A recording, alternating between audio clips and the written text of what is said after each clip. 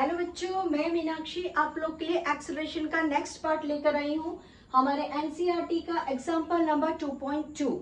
आइए हम एक्सेलरेशन को आगे पढ़ते हुए आगे बढ़ा रहे हैं। Obtain equation of motion for constant acceleration. Our important point is constant acceleration using method of calculus. तो एक बार मैं आप लोग को बताती हूँ कि हमने इसके पहले मोशन के क्या क्या फॉर्मूलाज पढ़े थे। हमने मोशन का फर्स्ट फॉर्मूला रीड किया था v equals to u plus A T. ठीक, हमने सेकंड फॉर्मूला रीड किया था this is regarding to velocity. बच्चों, वेलोसिटी का फॉर्मूला रहेगा बेसिकली। ठीक है, वेलोसिटी के साथ यहाँ पे टाइम इन्वॉल्व है। ओके, इसके बाद हमने डिस्टेंस का किया था u t plus half A T square. और थर्ड हमने किया था, हमने 4 फॉर्मूला किया था बट अभी हम थर्ड कर रहे हैं। ये हमारे 9th के हैं बच्चों, रिमेम्बर ये फॉर्मूला हमने 9th में किया था। हमने किया था v square equals to u square plus 2as। यहाँ पर टाइम नहीं है बच्चों, ठीक है, यहाँ पर फाइनल वेलोसिटी नहीं है। ठीक है ना, ये तो रहा हमारा 9th का फॉर्मूला। अब हमको नया क्या है इसमें, क्या है, जब हम ये फॉर्मूला कर रहे थे तब हम पढ़ रहे थे बच्चों यूनिफॉर्म एक्सीलरेशन। यूनिफॉर्म एक्सीलरेशन क्या है, ये था हमारा वेलोसिटी y एक्सिस पे और ये है हमारा टाइम x एक्सिस पे। अगर ऑब्जेक्ट 10 मीटर 5 सेकेंड में कवर करता है, 10 मीटर पर सेकेंड, ठीक है, तो उसकी एक्सेलरेशन ये रहेगी।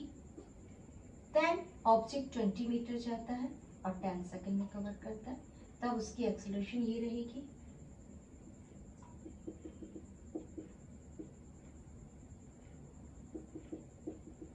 और अगर ऑब्जेक्ट 30 मीटर पर सेकेंड में जाता है तो उसकी एक्सेलरेशन जो है वो ये रहेगी। ठीक है, अब हम यहाँ से जब स्लोप ऑफ एक्सेलरेशन लेते हैं तो हमको स्लोप ऑफ एक्सेलरेशन कुछ ऐसे मिलता है। एक स्ट्रेट लाइन है बच्चों, ये स्ट्रेट लाइन है। ठीक है, हमको स्लोप ऑफ एक्सेलरेशन ऐसा मिला। ओके, हम क्या पढ़े, हमने पढ़े uniform acceleration. Then what is constant acceleration. Constant acceleration क्या है बच्चों, कांस्टेंट एक्सेलरेशन ही यूनिफॉर्म एक्सेलरेशन का सेकंड पार्ट है, जहां पर कोई भी वेलोसिटी में चेंजेस नहीं मिल रहा है।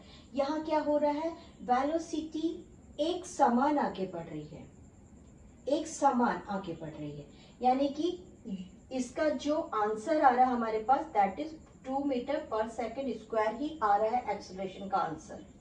ठीक है, बट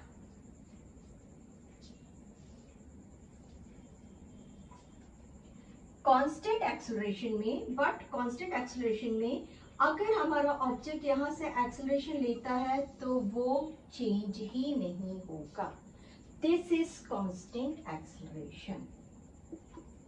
आइए एक बार इसका डेफिनेशन, इसको थोड़ा सा हम लिख लेते हैं ताकि हमको आंसर समझ में आ सके। ये रहा हमारा यूनिफॉर्म एक्सेलरेशन का फॉर्मूला। अब इसी फॉर्मूला हमने जब फाइंड किया था बच्चों, हमने 9th में इसको इस ग्राफ के अंडर फाइंड किया था। अगर आप लोग को थोड़ा सा याद हो, मैं बीच में शायद रिवाइज करा सकूं आपको बताते बताते। हमने जब फाइंड किया था बच्चों, अगर आप लोग को याद है तो हमने एक इस तरीके का डायग्राम बना के याद किया था, पढ़ाई की थी उसको, और ये फॉर्मूला आए थे, वो था एक्सेलरेशन, यूनिफॉर्म एक्सेलरेशन का। अब भी हमको यही फॉर्मूला फाइंड करना है बट इंटीग्रेशन मेथड से। और इंटीग्रेशन हमको अभी क्यों जरूरत पड़ रही है, इंटीग्रेशन में हमको क्यों चाहिए, क्योंकि हम आ गए हैं बहुत स्पॉट, छोटी से छोटी चीज को हम एयर रेसिस्टेंस से बचाते हुए कैलकुलेट कर रहे हैं, जिसको हमने नाम दिया है dv upon dt, that is our acceleration. अभी हमको इससे इंटीग्रेशन करते हुए इन्हीं फॉर्मूलों को फाइंड करना है। हमारा क्वेश्चन क्या है, आप लोग को क्लियर हो गया। किसी भी क्वेश्चन को सॉल्व करने से पहले क्लियर करो कि हम क्या बना रहे हैं। हम क्या बना रहे हैं बच्चों, जब ये हमने बनाया था 9th में, हमने इस ग्राफ की हेल्प ली थी। अगर आप लोग को याद होगा, तब हमने पढ़ा था एरिया अंडर ग्राफ। हमने क्या पढ़ा था? Area under graph. अभी हम एरिया अंडर ग्राफ नहीं पढ़ रहे हैं, अभी हम क्या पढ़ रहे हैं बच्चों? हमको जो डेरिवेटिव्स मिले हुए हैं, उस डेरिवेटिव से, इंटीग्रेशन के मेथड से, हमको इंटीग्रेशन कैलकुलस का मेथड यूज करके इस फॉर्मूला को वापस से डेराइव करना है। बट इस बार डेराइव करने के समय हमारे पास, इस बार डेराइव करने के बाद समय हमको इस ग्राफ मेथड से नहीं करना है, हमको इस प्रॉब्लम्स, इस फॉर्मूला से सॉर्ट आउट करना है। चलिए, ये मैंने बताया आप लोग को। अब मैं थोड़ा सा आप लोग को यूनिफॉर्म एक्सेलरेशन और कांस्टेंट एक्सेलरेशन लिखा देती हूँ, बहुत ही छोटा सा, एक एक लाइन का बच्चों, एक एक लाइन का, ठीक, ताकि समझने में आसानी हो जाए। सबसे पहले आप ग्राफ बना लीजिए लाइक दिस, और इसको लिख दीजिए बच्चों यूनिफॉर्म एक्सेलरेशन, ठीक है। और ऐसा बना दीजिए और इसको लिख दीजिए कांस्टेंट एक्सेलरेशन। ये रहा आपका वेलोसिटी और ये रहा आपका time, and this is your zero, ठीक है। ये ग्राफ बनाने के बाद आप लिखिए both are same, both are same as speed and direction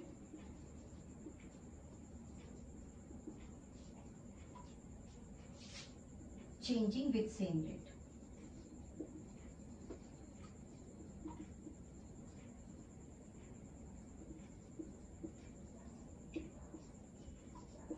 दोनों भी लगभग एक जैसे, क्योंकि दोनों में स्पीड और डायरेक्शन एक जैसे रेट से चेंज हो रहा है। बट लेकिन कहां पे दोनों एक दूसरे से अलग है बच्चों? Constant acceleration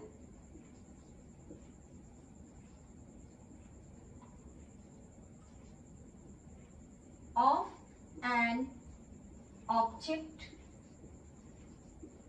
does not change with time।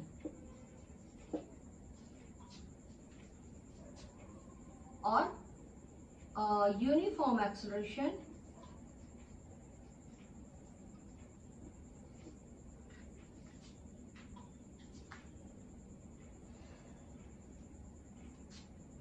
in uniform acceleration change in velocity is constant, change in velocity is constant। देख लीजिए, चेंज इन वेलोसिटी जो चल रही है कांस्टेंट चल रही है, और यहाँ पर क्या कांस्टेंट चल रहा है बच्चों? यहाँ पर एक्सेलरेशन खुद कांस्टेंट। जब चेंज ही नहीं आएगा तो एक्सेलरेशन जो है वो नॉर्मली ही कैलकुलेट होगा, जो यूनिफॉर्म एक्सेलरेशन का फॉर्म होगा और कांस्टेंट एक्सेलरेशन। ओवरऑल आप ये देखिए कि आपको ग्राफ देखने के बाद समझ में आ गया है। हम पढ़ रहे हैं बच्चों, ये वाला स्टार्ट करने जा रहे हैं कांस्टेंट एक्सेलरेशन में फर्स्ट मोशन। फर्स्ट मोशन का बेस क्या था, क्या आप लोग को याद है?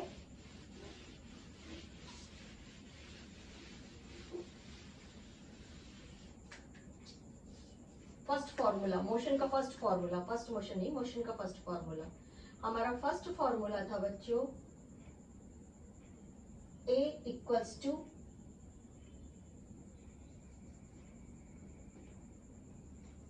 V equals to U plus A T. ये था हमारा फर्स्ट फॉर्मूला, ठीक है। यहाँ पे क्या पूछ रहा है? फाइनल वेलोसिटी, और यहाँ पे क्या बोल रहा है? Initial velocity. तो क्या बताएंगे बच्चों, ये कौन सा फॉर्मूला है? Velocity after certain time, equation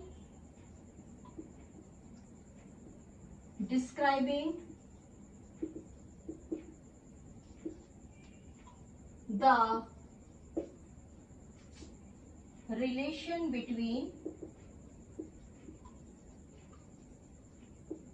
velocity and time, ठीक है। आइए हम अब जो डिराइव करके आए हैं, हम वो फॉर्मूला लिख रहे हैं बच्चों। हम क्या डिराइव करके आ चुके हैं? Instantaneous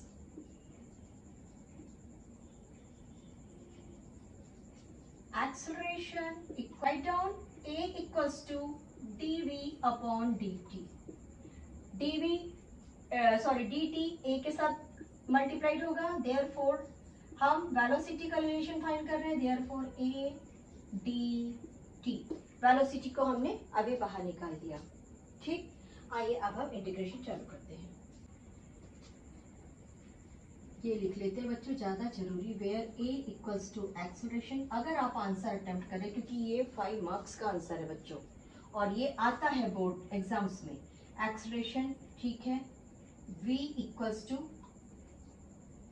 final velocity. क्योंकि हमारे इसके बुक में, एनसीईआरटी के बुक में इनिशियल वेलोसिटी को v0 लिखा है, तो हम इसको लिखते हैं इनिशियल वेलोसिटी। हम मेरी आदत u लिखने की है बच्चों, तो जनरली u ही लिखा जाता है। और यहाँ पर कुछ है जिसको हम लिख सकते हैं t इक्वल्स टू टाइम। इसको इंटीग्रेशन चालू करते हैं। आइए थोड़ा इधर से करते हैं। हमने इंटीग्रेशन बनाया, क्योंकि a हमारा कांस्टेंट है इसलिए हमने a को बाहर रख दिया बच्चों। लुक, a कांस्टेंट क्यों है? Constant acceleration.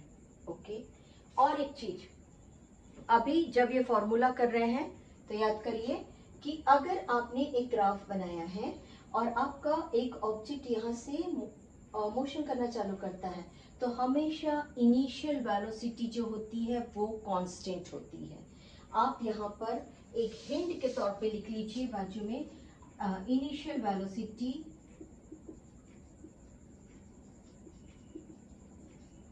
Equals to constant value.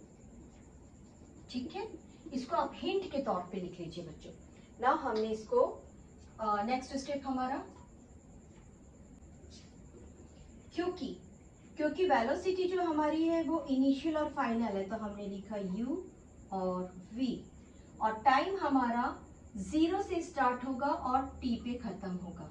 फिर से देख लो एक बार, हमारा इनिशियल वैल्यू u यहाँ पे है और v यहाँ पे है, और हमने जब 0 से स्टार्ट किया था तब हमारे पास टाइम t यहाँ पर था, तो हमने 0 से t वैल्यू लिया है और u से इनिशियल से, आइदर आप u लिखिए या फिर आप v0 लिख सकते हैं। ठीक है, चलिए नेक्स्ट।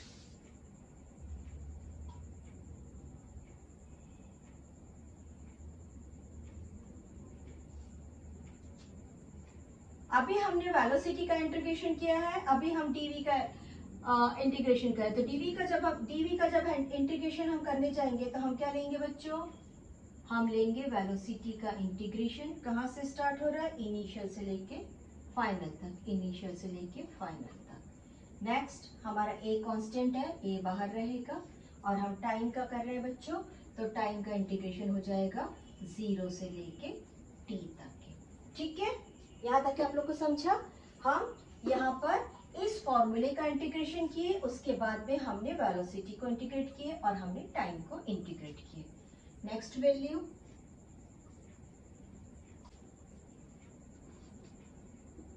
क्योंकि हम वेलोसिटी का वैल्यू इनिशियल टू फाइनल ले रहे हैं, देयरफॉर हमारी वेलोसिटी हो गई v माइनस u, और a कांस्टेंट वैल्यू है, a अपनी जगह पे आ जाता है, और हम टाइम की वैल्यू ले रहे हैं 0 टू t, तो टाइम की वैल्यू हो जाती है बच्चों हमारी t माइनस 0। इसको आगे बढ़ा दीजिए,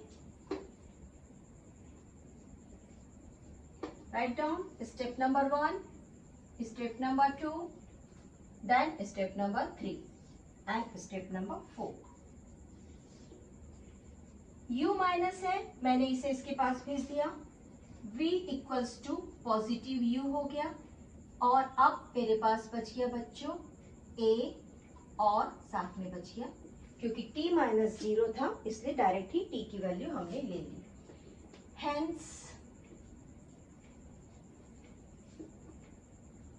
it is equal to the formula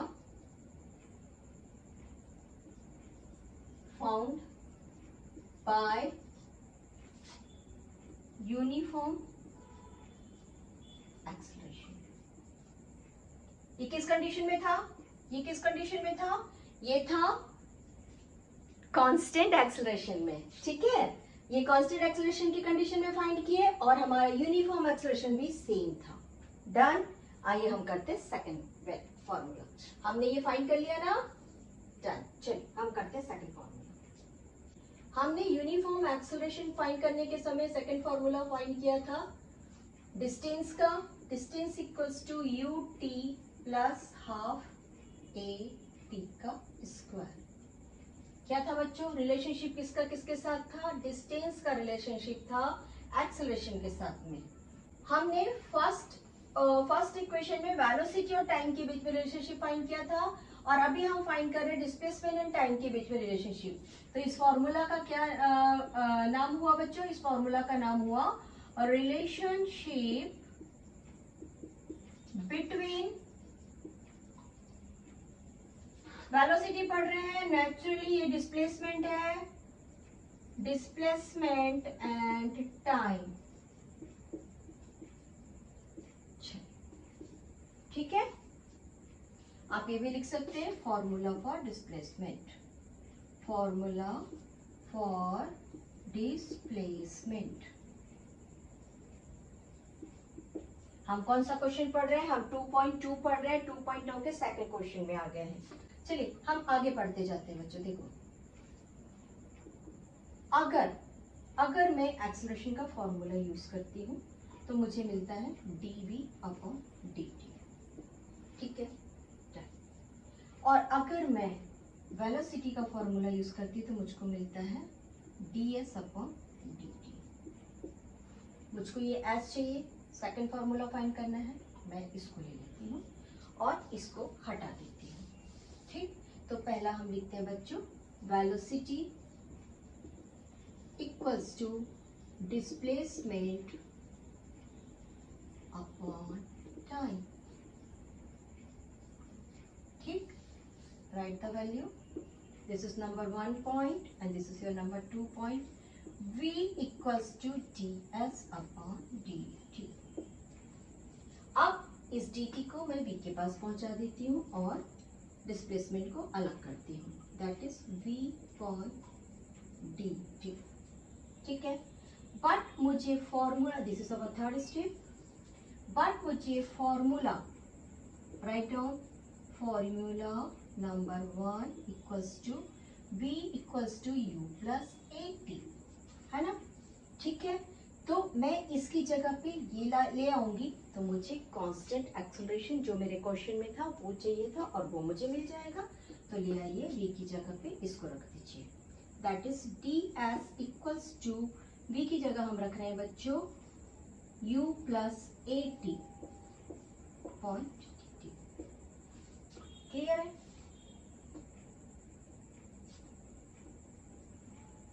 आइए इंटीग्रेशन करिए, ds equals to integration u plus at, ये ब्रैकेट है बच्चों और ये हो गया आपको at। वैल्यूज रख लेते हैं हम वैल्यूज क्या रख रहे हैं बच्चों? यहाँ से 0 से स्टार्ट हो रहा है और s पे जाके खत्म हो रहा है, और ये कहाँ से स्टार्ट हो रहा है? 0 से स्टार्ट हो रहा है, और क्योंकि हम टाइम में चल रहे हैं तो हम ठीक है। s our u and a is constant। ठीक है, हमारा a और u अभी कांस्टेंट है, तो नेचुरली हम इसको और इसको अपने इंटीग्रेशन के एरिया से बाहर निकालेंगे।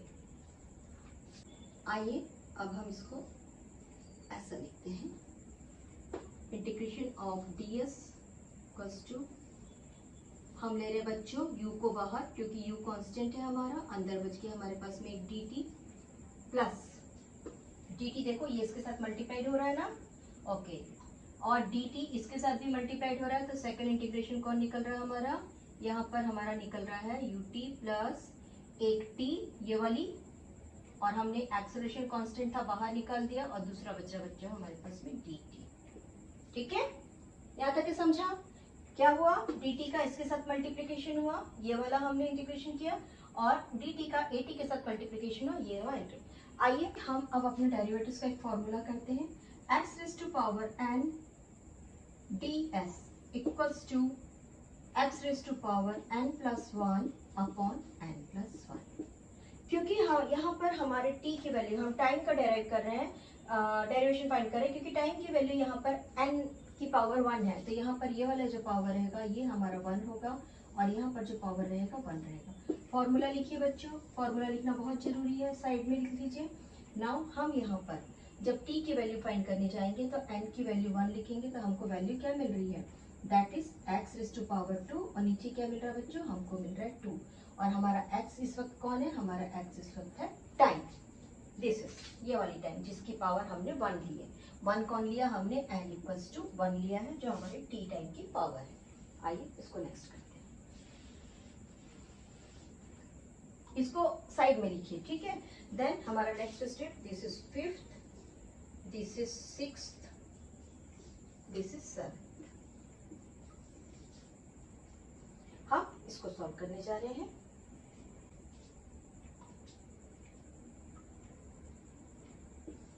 Integration of displacement equals to integration of time regarding to velocity and time।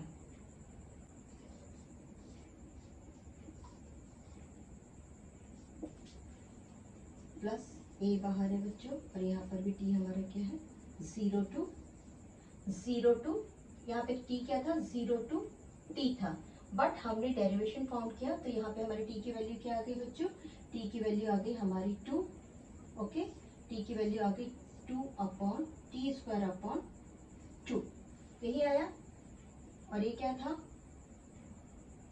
और ये था 0 और t। यहाँ तक क्या आप लोग को समझा? हमने क्या किया बच्चों, यहाँ पर हमने इंटीग्रेशन ऑफ डिस्टेंस किया, यहाँ पर हमने इंटीग्रेशन फ्रॉम 0 to s किया। अब क्योंकि रिगार्डिंग टू s इंटीग्रेशन है, that is s minus, sorry ये s है, s माइनस 0 मिला यहाँ पर हमको। अब यहाँ पे क्या मिल रहा है बच्चों, u के साथ हमको t कैसे मिल रही है, हमको t मिल रही है t माइनस 0, ठीक है। और यहाँ पर एक्सेलरेशन के साथ हमको t क्या मिल रहा है, हमको t मिल रहा है बच्चों t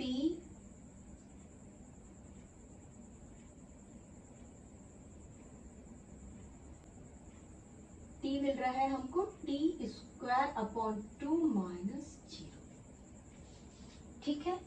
now this is our 7th point and our 8th point. s में से 0 माइनस हुआ, s u t में से 0 माइनस हुआ, दैट इज ut।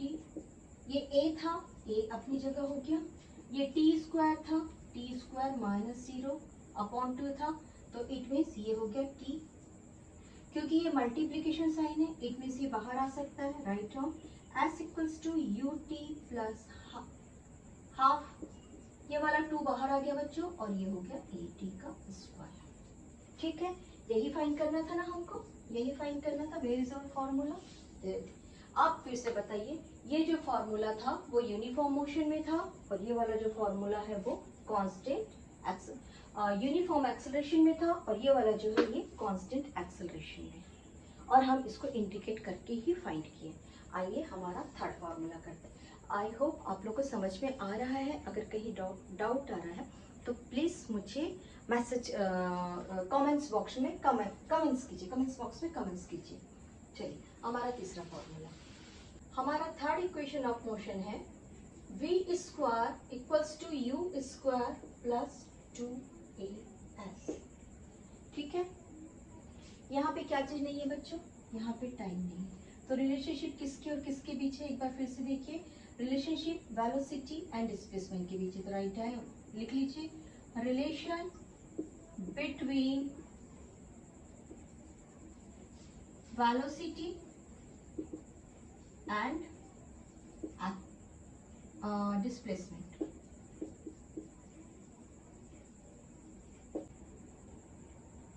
हमारे पास वेलोसिटी है, ठीक है, और हमारे पास डिस्प्लेसमेंट है, एक्सेलरेशन है, u है। हमको एक ऐसा फॉर्मूला ढूंढना है कि हमको s वहां पे चाहिए। अगर हम a equals to at equals to p minus u लेते हैं, ठीक है, तो हमको s नहीं मिलेगा। ओके अगर हम velocity equals to displacement upon time लेते हैं, उस समय हमको एक्सेलरेशन ढूंढ के लाना है। तो हम पहले अपना बेसिक फार्मूला एक्सेलरेशन का ले लेते हैं, that is dv upon dt। मेरे को क्योंकि यहाँ पर डिस्प्लेसमेंट की रिक्वायरमेंट है, तो मैं एक डिस्प्लेसमेंट को मल्टीप्लाई करती हूँ। Write down multiply by displacement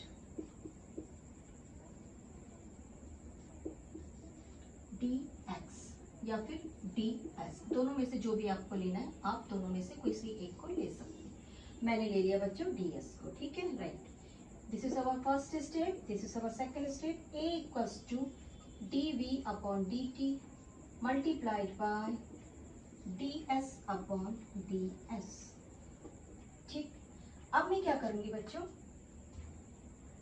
ds और dt को एक जगह कर दूंगी, ठीक है, कर दीजिए। ds upon dt equals to velocity. तो मैं इसको लिखती हूँ नेक्स्ट स्टेप में, a इक्वल्स टू ये वाला dv और ये वाला ds, और मैंने इनको एक जगह कर दिया बच्चों, ds upon dt। Next step में लिख दीजिए, दैट इज dv, जब नीचे लिखते हैं, a equals to dv upon ds, और ये दोनों मिलके हो गए बच्चों v फॉर वेलोसिटी। आइए अब हम इसका इंटीग्रेशन करते हैं। इसको मैं पहुंचा देती हूँ एक्सेलरेशन के पास।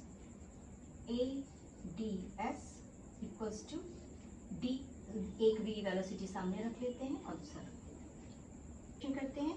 a हमारा कांस्टेंट है, तो हमने उसे बाहर कर लिया बच्चों, क्योंकि हमारा डिस्प्लेसमेंट 0 से लेके s तक के जा रहा है, देयरफॉर हमारा इंटीग्रेशन ऐसा लिखा जाएगा। और यहाँ पे हमारा इनिशियल वेलोसिटी u है, फाइनल वेलोसिटी v है, देयरफॉर v dv। चलिए नेक्स्ट देखिए, यहाँ पे v की वैल्यू 1 है ना, पावर डिग्री 1 है। आइए हमारा डेरिवेटिव का फॉर्मूला लिखते हैं, x raise to power n ds equals to x raise to power n plus 1 upon n plus 1। हमको यहाँ पे डिग्री 1 मिल रही है, इट मीन्स x की पावर हो गई 2 अपॉन 2। ये कौन है बच्चों, ये हमारा वेलोसिटी के लिए फाइंड किया हमने, ठीक है। ये रहा हमारा फॉर्मूला, डेरिवेटिव का फॉर्मूला। हम अपने इंटीग्रेशन को लिखने जा रहे हैं। राइट डाउन डिस्प्लेसमेंट के रिगार्डिंग 0 से लेके s तक डिस्प्लेसमेंट है, a कांस्टेंट है, बाहर है। अब यहाँ पे हमारे पास कांस्टेंट वैल्यू है बच्चों v स्क्वायर, यहाँ से मिला t, और ये रहा इनिशियल वेलोसिटी और फाइनल वेलोसिटी। आइए हम इसको फाइनली फाइंड करते हैं। a में हो गया s माइनस 0 इक्वल्स टू ये हो गया बच्चों v square upon 2 minus u है u स्क्वायर अपॉन 2। इसको कैलकुलेट करते हैं, v square upon 2 plus u square upon 2 equals to v square minus u square upon 2। Write down a s equals to v square minus u square upon 2। ये वाला 2 यहाँ cross multiplication में चला गया, that is 2as equals to v square minus u square. u square minus में था, यहाँ positive में आ गया, that is 2as plus u square equals to v square.